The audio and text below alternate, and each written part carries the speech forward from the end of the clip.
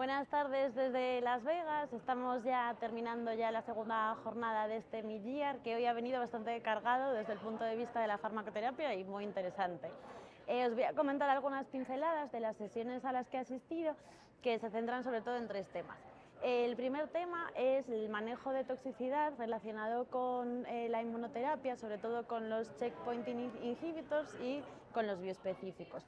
Respecto a los checkpoint inhibitors, realmente son cosas que ya conocemos en nuestro ambiente, ¿no? Son tratamientos utilizados en tumores sólidos que tienen estas toxicidades inmunomediadas que son raras y que pueden requerir hospitalización, y las novedades son escasas. Se sigue manteniendo la recomendación de utilizar corticoides a dosis endovenosas y se destacó sobre todo el interés de ruxolitinib y abatacept en miocarditis.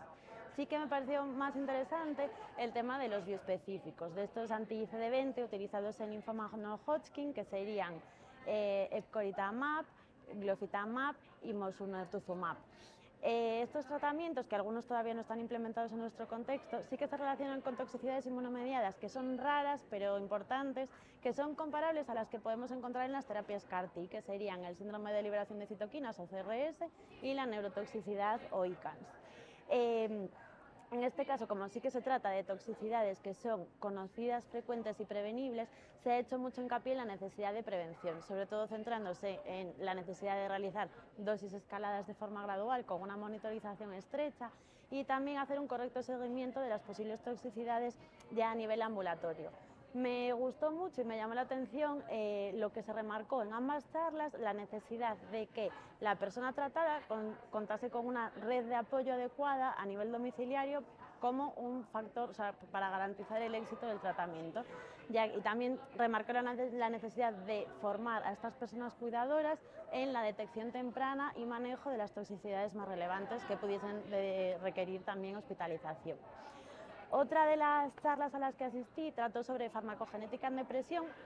Y bueno, fue muy interesante porque realizaron una revisión extensa de todos los ensayos clínicos realizados para intentar demostrar la eficacia de la caracterización genética en los tratamientos, antidepresivos.